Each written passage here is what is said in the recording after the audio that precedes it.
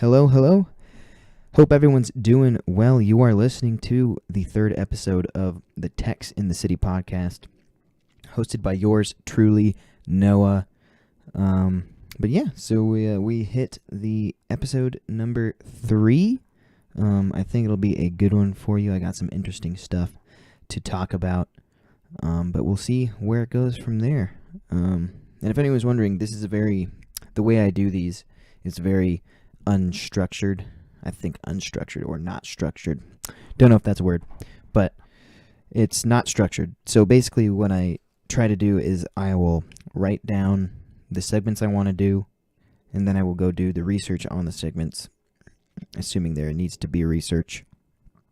And then I'll write it down, and I'll kind of just do the podcast. I'll just, go for it. A lot of stuff is just ad-lib. I'm just kind of talk. I think I'm pretty good at it. I think I'm pretty good at just, talking off the cuff.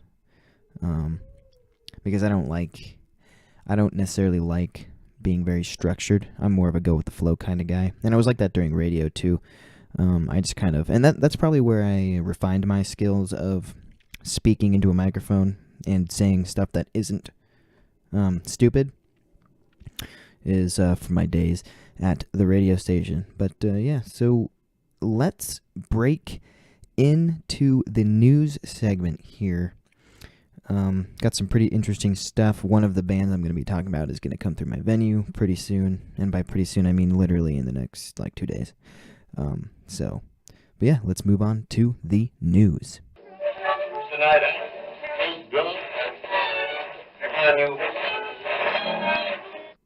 Okay, so moving on to the news. I have 2 productions I want to talk to you today. It isn't really like news. It's more like just a couple productions that I think are noteworthy, that are relevant and new, and have some new like design ideas or stuff that I think pushes the envelope, or stuff that I just personally like the look of, or the aesthetic of, or the design of. So that's what I'm going to be talking about for the news today. And I'm going to start with a production by the band Pigeons Playing Ping Pong. And part of the reason that I picked this one is that this band is going to be coming through my venue tomorrow and the next day. I think they play 2 shows. Yeah, so Pigeons Playing Ping Pong. They're a jam band, so they're in the kind of the jam cycle, which means that they probably have a pretty damn good light show, as most jam bands tend to have. So here we go. Pigeons Playing Ping Pong. So their LD's name is Manny Newman, and the article is about how he specifies a Chave for what he dubs UFO looks. So I'm looking at a picture right now. Go look it up. This is on plsn.com, and the article is called Pigeons Playing Ping Pong. LD Manny Newman specifies Chave for UFO looks. But go look at the picture that's on the top of the screen.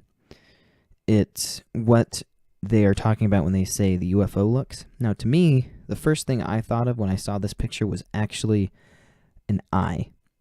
Like, the Eye of Sauron, the shape of your eye. It has that shape, which is technically kind of like the shape of a UFO if you were looking at it straight on.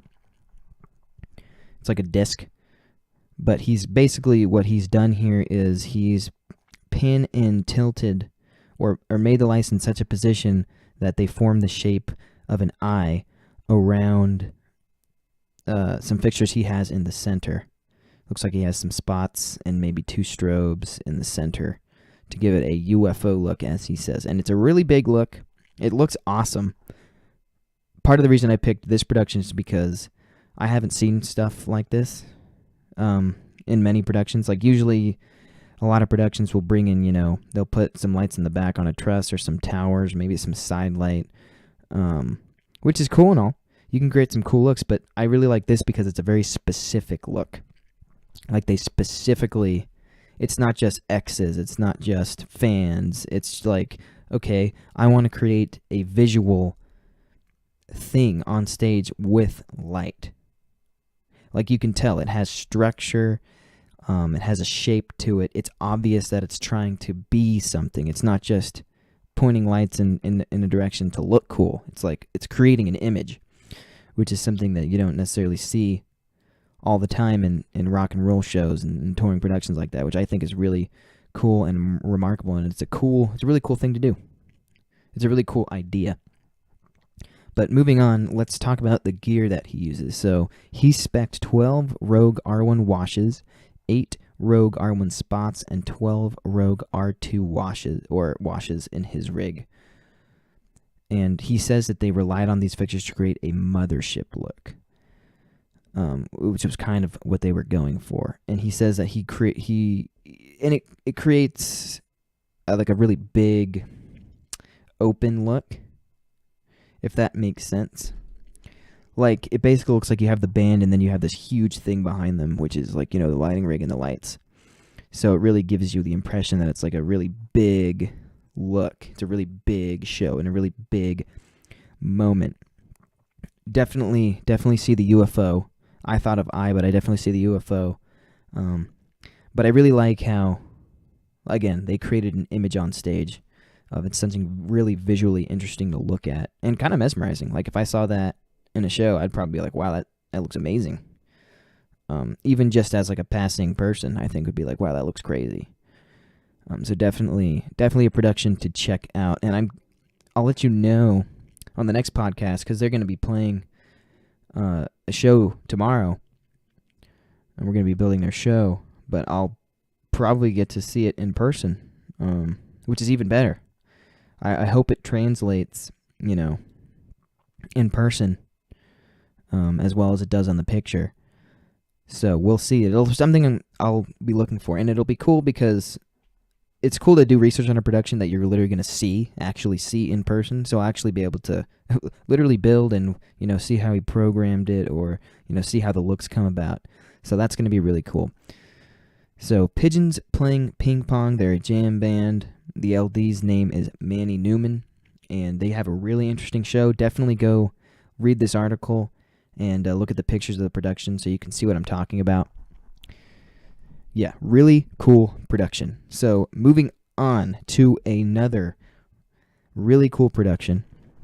It's probably one of my favorite productions right now, if not my favorite production right now. And honestly, I don't have very many favorite productions, so... But yeah, so this band I think of as my guilty pleasure. Like a total guilty pleasure. And that band is the 1975. I really like the band, the 1975. I love their aesthetic. I am unashamed to love their music. Their productions are amazing. But the main thing with me is their aesthetic and their look. Not even just their production, just like the music in general. I really like the aesthetic that it has. It's a very retro, kind of 80s, really vaporwavy, which is really cool. If you don't know what vaporwave art is, go look it up. It's also a music genre, but that's something for another time. But yeah, they have a kind of the aesthetic. They have kind of like a vaporwave style aesthetic, almost cyberpunky on this one, which I think is really cool. It's a really cool look. But yeah, so the designer for the 1975, I'm sure you all probably know who he is. His name's Tobias Rylander. He's done stuff for Nine Inch Nails, but he is kind of the main creative force behind the 1975. Him and the frontman, creative director, I guess they call him, Matty Healy. He's the frontman of the band. He's kind of like I said, this guy's the creative drive behind the band. And him and Tobias work really close, and they talk about how they always have a dialogue going on with the band, specifically Matty Healy, because he's the creative talent in the band. But there's an ongoing dialogue, so, they're making a truly collaborative production. And I really like when bands like the 1975 really take an interest in their production, because some guys will be like Elton John, for example, they'll be like, oh, no, I'm hiring you guys to design my show. You guys can do whatever you want. Or like the 1975, oh, I want to work with you. Here's my ideas. What do you think? And then there's some people who are very specific and will just tell you to do something and that's just what you have to do. You don't get any freedom. You just have to do what they want. So I think it's really cool, and it creates for probably a much more interesting show, as if it's a collaborative effort between the designer and the artist, because there's so much creativity going around that I think that's probably where a lot of really interesting ideas would come from, is in a collaborative effort between artists and designers. Bring those two worlds together, and I think you can create a really awesome show such as this one. And the previous 1975 shows were equally as cool. Definitely something to check out is go on YouTube and look for the 1975 Live in London at the O2. That is, first off, it's a professionally shot video of their whole performance, so that's cool in general, but it does a really good job of catching the production moments and kind of giving the whole vibe of the show.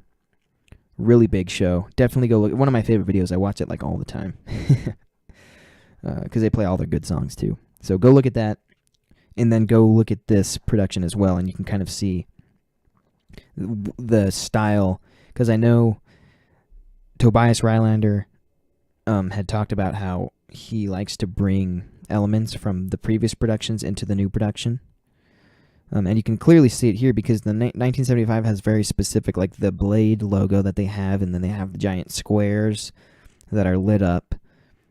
So you're going to see all that. You'll have the giant squares on the side. You have 3 cubes, and you have the Blade that I know they're going to project or put on their logo on that one and stuff. But the main thing about this show that's crazy is that they're using Christy Light's Kinesis system, which is their automation system for like moving truss up and down, like the Tate system, like they did on Metallica. But it's called Kinesis.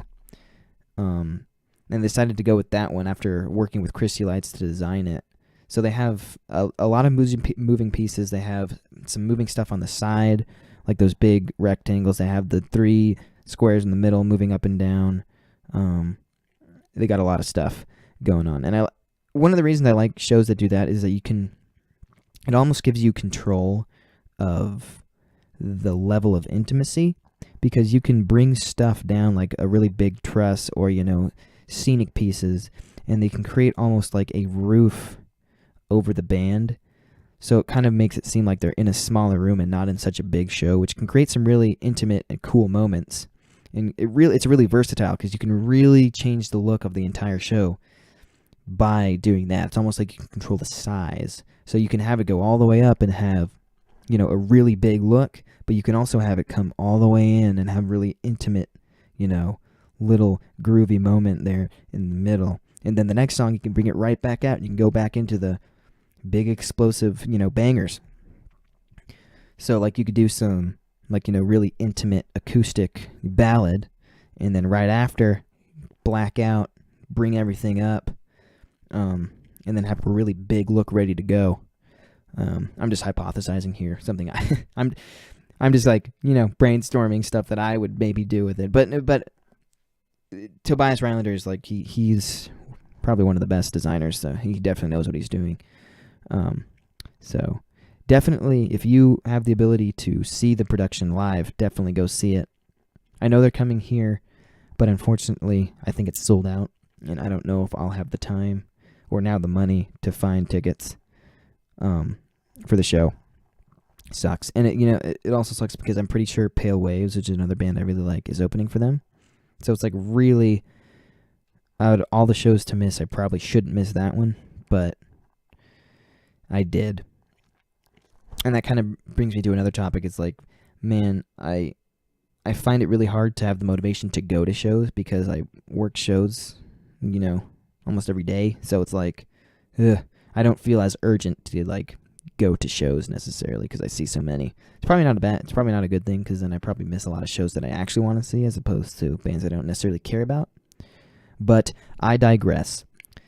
So that was the news for today. Those 2 great productions. Definitely go do some research and go look at some pictures so you can kind of get what I'm talking about while I'm talking about it. Because I'm sure it probably won't make that much sense unless you're looking at the picture. But definitely go check those 2 productions out. They're awesome.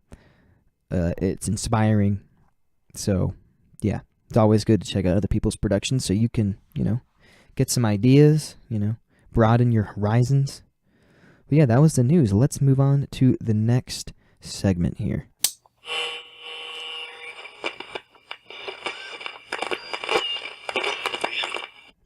Okay, so for this next segment here, I kind of want to talk about something that I have been thinking about a little bit, and that is design styles, or, LDs having their own style, or programming styles, or, little quirks or things that you specifically think look cool.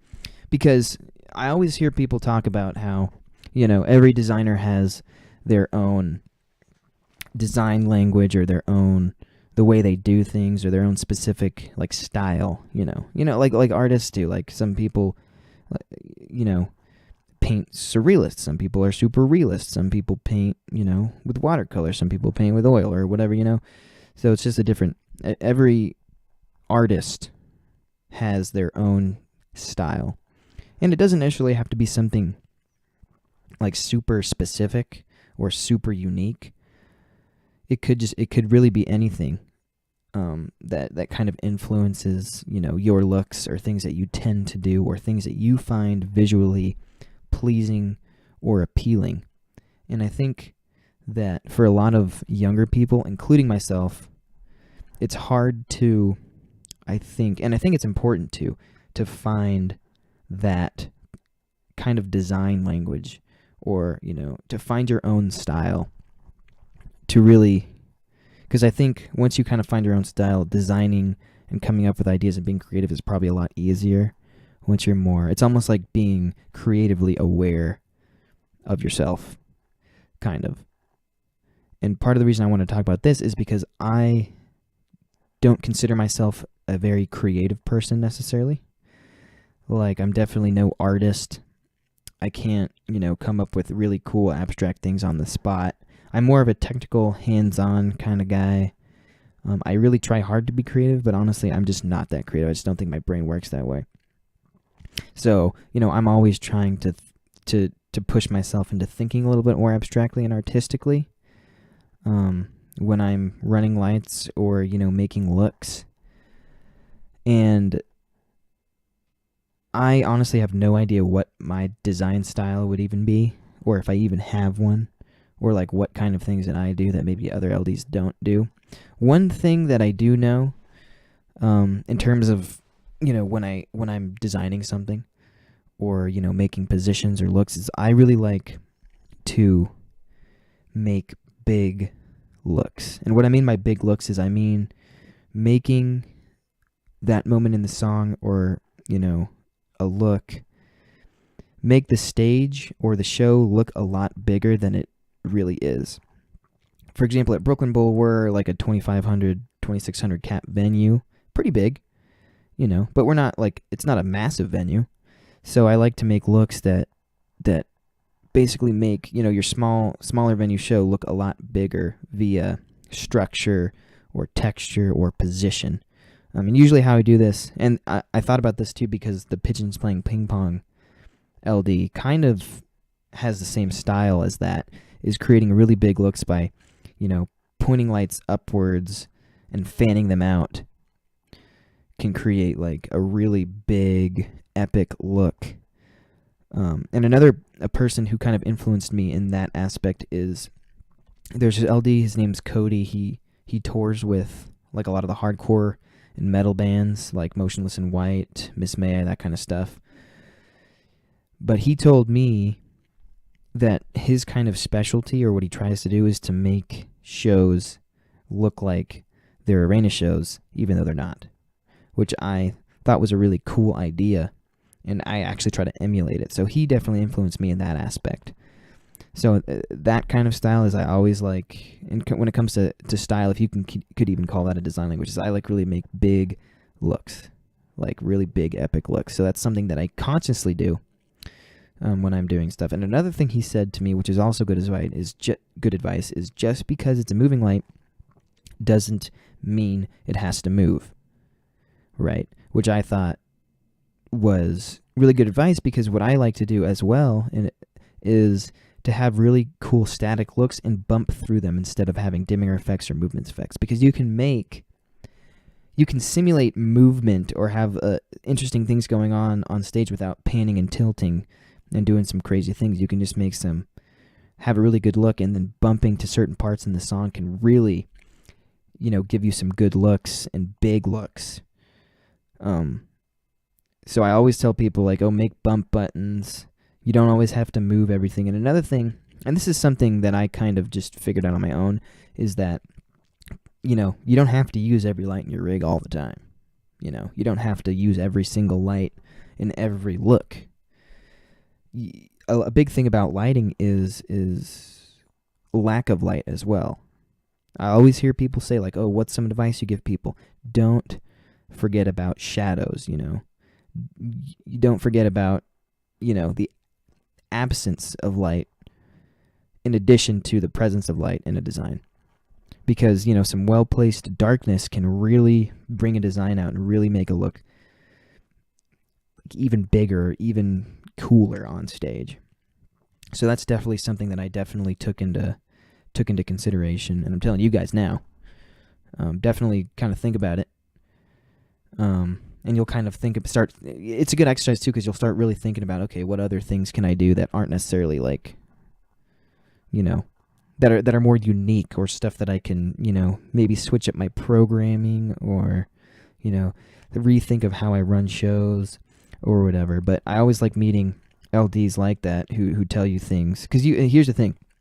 I always tell people this, man. There will always be somebody who knows more than you and is better than you.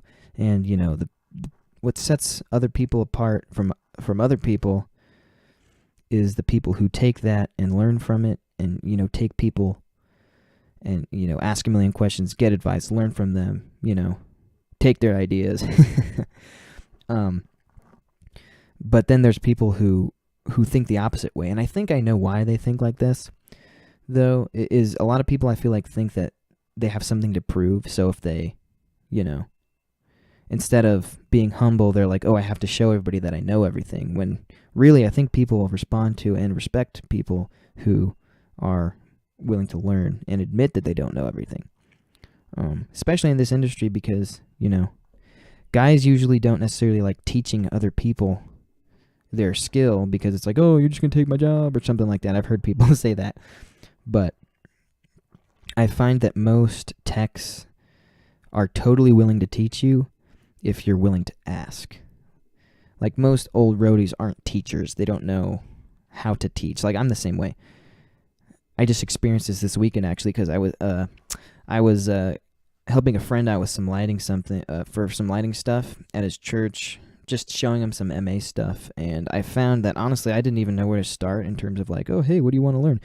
But it's far better to just ask questions, because then they have like a context and a framework to work from when it comes to learning from somebody. Kind of a weird topic is like how to learn from somebody. I just find that, techs in this industry anyways, if you want to learn from them, you got to ask questions. They're not going to go out of their way to teach you or care, so.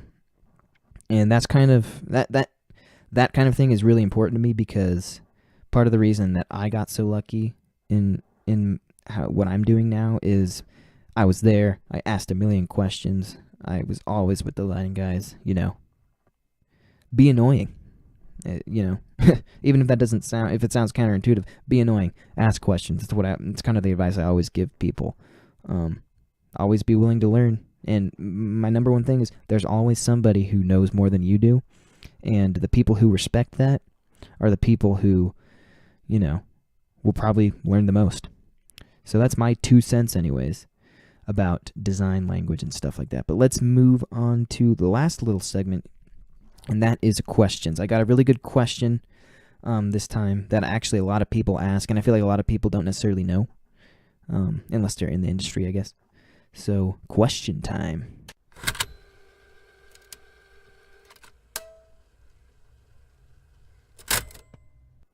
So the question that I received this time around was about the different types of positions and what the difference is.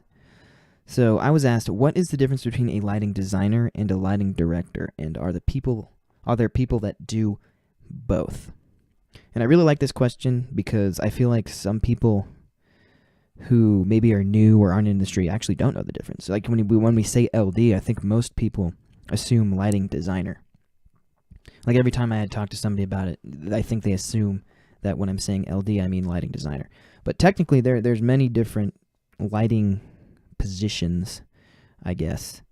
And it just happens that LD can stand for two of them. But basically, there's lighting designers, there's lighting directors, and then there'd be lighting programmers. And here's the thing, a lot of the time, the one person is all three of those things. You can be all three of them at once. Like you can be the lighting designer and the lighting director and the programmer. You just did everything, which I'm sure that happens most of the time, at least in, less massive productions. But basically a designer would, like, let me give you an instance of a show. So let's say there's a show. Some artist comes to me and is like, hey, I'm going on tour. Here's the album, blah, blah, blah. I want a cool production or whatever. So basically the designer at that point, at least a lighting designer, would design the rig and the looks. Basically they would design the look of the show. And that includes what fixtures, where they go, where they point at any point of the song. So that's kind of what the designer does. And then the programmer is the guy responsible for bringing the designer's view to life. So you have a designer and a programmer. The designer could be talking, throwing out ideas, and the programmer is then using the lighting console to create that look or to come up with ways to create that look. But a lot of the time, too, the programmers are just as important to the design aspect of it as the designer is, because a lot of designers will ask their programs for input. A lot of designers like to have a collaborative effort and not just, tell the programmer to do, but want input. And one of the best relationships that you can foster is between a lighting designer and a programmer, because if they learn how each other operate, one, it can make a really smooth process when it comes to programming, but two, it can become a collaborative effort, each person giving design input, because the programmer, well, yeah, he's technically more of on the technology side of things, he probably has creative input as well, and just as, and has a good eye for lighting, because it is a lighting professional. So that, that explains the difference between a designer and a programmer. But like I said, the designer could literally just be the programmer right there. And a lot of the times that is, because not every artist has the budget for a designer, a programmer, and a director and operator. So, a lot of the time you really are all of those things when you're an LD. And then a director is somebody who operates the show. So a lighting director, technically my title is lighting director at my venue. I'm a lighting director. I direct the lighting shows. And then on a touring setting, it would be more like, okay, so I designed the rig, I had my programmer program it, and now the operator is the one I send out on tour with the band to run the show, which would be the lighting director. The lighting director is really just the operator. But again, you can be the guy who designed the show, programs the show, and then go out on tour with the show and operate it. You can be all three things. And I'm sure a lot of the time you probably are. So that's the difference between a lighting designer and a director and a programmer. Technically all LDs. So, but that's kind of the difference or the distinction that I make between them. So just some fun facts for us all to enjoy next time you're thinking about, oh, LD. Now you can, lighting designer, lighting director, or programmer, or all three. So that is the question for this episode, and that's all I really have for you guys this time. We're approaching 30 minutes here. I think that's a good length. I kind of covered everything I wanted to cover. But, thank you so much for listening. I think I have technically 10 listeners now, whoever you are, if they're consistent listeners anyways. Thank you so much for listening. I really appreciate the feedback. Pretty soon here I want to have other people on the podcast so I can get some conversations going, because I feel like dialogue with other people would be a very interesting listen, especially when it comes to talking about design and production. I think it would be really cool to get, a couple of my friends' input. Maybe talk about different aspects of production like audio or rigging, because I do know a rigger. One of my best friends is a rigger for Cirque du Soleil. So hopefully, in the near future, I'll have some guests on to talk, have some good times, some good hangs, and put out a good podcast. All right, guys. Again, thank you so much for listening. This has been Techs in the City, Episode 3. I've been your host, Noah. Thank you so much for listening, and I will catch you on the next one.